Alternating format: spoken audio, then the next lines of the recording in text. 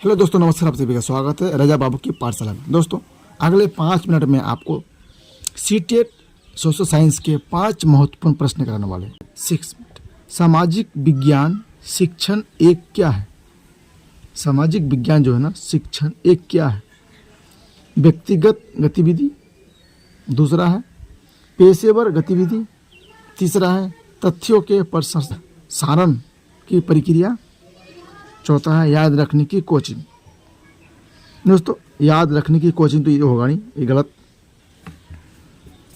तथ्यों के प्रसारण की प्रक्रिया, ये भी गलत है। पेशेवर गतिविधि सही है दोस्तों। ये व्यक्तिगत गतिविधि, दोस्तों ये भी गलत है।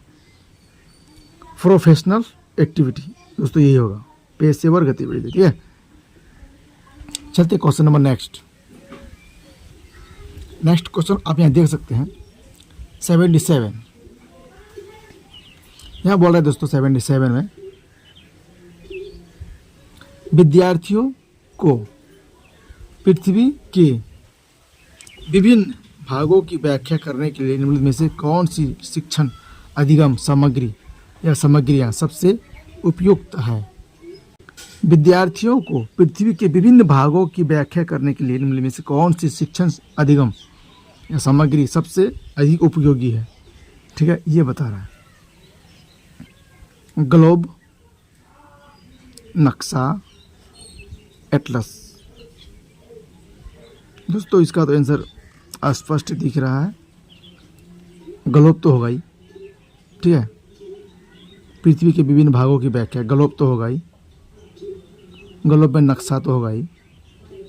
ग्लोब है, नक्शा है। ठीक है, एटलस ग्लोब और नक्शा से ही वो पृथ्वी के विभिन्न भागों की व्याख्या कर सकता है। ठीक है, ऑप्शन हो जाएगा 1 नंबर, ए और बी दोनों। चलिए, तो आशा करता हूँ आप लोग को वीडियो समझ में आ रहा है। चलते हैं नेक्स्ट क्वेश्चन में। यहाँ पर निम्नलिखित में से कौन सा जो है शिक्षण विधि बच्चों के लिए सामाजिक विज्ञान को आनंदप्रद बनाने के लिए शिक्षक या शिक्षिका द्वारा प्रयोग की जानी चाहिए? ठीक है, आपको ये बताना है कौन सी शिक्षण विधि करेंगे तो बच्चे आनंदमय से सीखेंगे। ठीक है, आप देख सकते हैं यहाँ पर ऑप्शन दिया है ए, बी, सी और डी। यानी ए में बोला है संग्रहालय की यात्रा का आयोजन। संग्रहालय की यात्रा का आयोजन सही बात है। अगर आप कोई सा भी म्यूज़ियम में घूमते हैं तो उसमें बच्चों को समझाया जाता है कि देखो ये इस काम के लिए कुछ प्राचीन चीज़ों भी वहाँ पर उपस्थित हैं, उसके बारे में आप उसको संज्ञात्मक ज्ञान देंगे। इसका मतलब ए सही है। 2 देखते हैं, बी विज्ञान सप्ताह मनाना। ठीक है, तो ये भी सही है। सामाजिक विज्ञान का जो सप्ताह आप मनाते हैं। ठीक है, सी देखते हैं रात्रि आकाश देखने के लिए प्रोत्साहित करना। दोस्तों, मैंने आपको बोला कि जहाँ भी प्रोत्साहित होगा आप उस ऑप्शन को सही मारेंगे। ठीक है दोस्तों, रात्रि आकाश देखने के लिए प्रोत्साहित करना, इसका मतलब सी भी सही होगा। डी देखते हैं सामाजिक तथ्यों से संबंधित वृहद संख्यात्मक डेटा साझा करना। दोस्तों, ये सही नहीं है। ये आप डेटा साझा नहीं कर सकते कहीं पर। ठीक है, इसका मतलब ए बी सी सही है। ए बी सी सही है, 1 नंबर सही है। आपका ऑप्शन नंबर 1 बिल्कुल करेक्ट। चलते हैं 79 आप देख सकते हैं।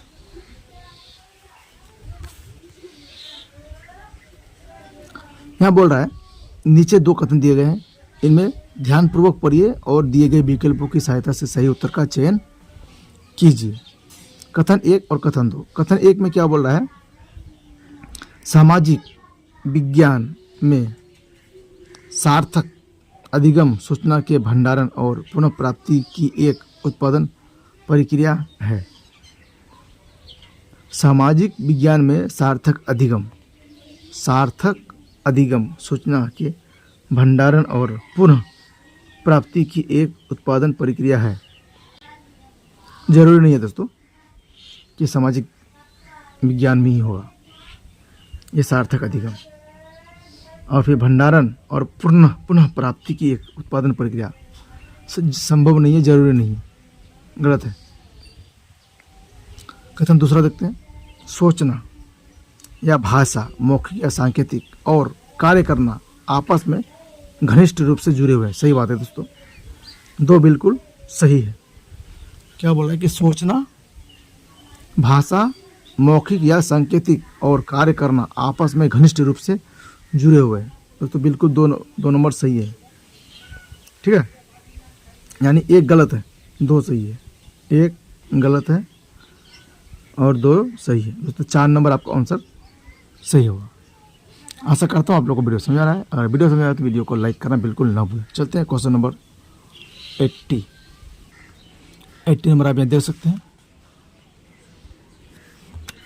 क्वेश्चन बोल रहा है, नीचे 2 कथन दिए गए हैं, इन्हें ध्यानपूर्वक पढ़िए और दिए गए विकल्पों की सहायता से सही उत्तर का चयन कीजिए।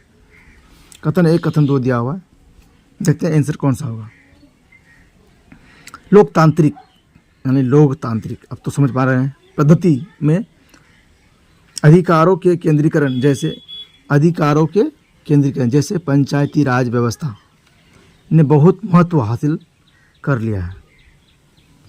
क्या बोल रहा है कि लोकतांत्रिक पद्धति में, ठीक है, अधिकारों के केंद्रीकरण जैसे, अधिकारों का जो है केंद्रीकरण जैसे पंचायती राज व्यवस्था में बहुत अधिक महत्व हासिल कर लिया। तो जरूरी नहीं है कि अधिकारी जब है ना वो पंचायती राज व्यवस्था में वो हासिल कर लिया है, गलत बात, ये सही नहीं है दोस्तों। देखते दूसरा, पंचायती राज व्यवस्था का उद्देश्य लोगों की सहभागिता के स्तर को ऊंचा उठाना है। सही बात है दोस्तों, पंचायती राज व्यवस्था का जो उद्देश्य है कि लोगों की सहभागिता के स्तर को ऊंचा उठाना होता है। इसका मतलब कथन जो है ना आपका एक गलत होगा और 2 सही। एक गलत 2 सही, ये 4 नंबर होगा। इसका भी आंसर जो है 4 नंबर ही होगा, ठीक है दोस्तों। आशा करता हूँ आप लोगों को वीडियो समझ आ रहा है। अगर वीडियो समझ आ रहा है तो वीडियो को लाइक करें, चैनल को सब्सक्राइब करना बिल्कुल ना भूलें। चलते हैं नेक्स्ट वीडियो में।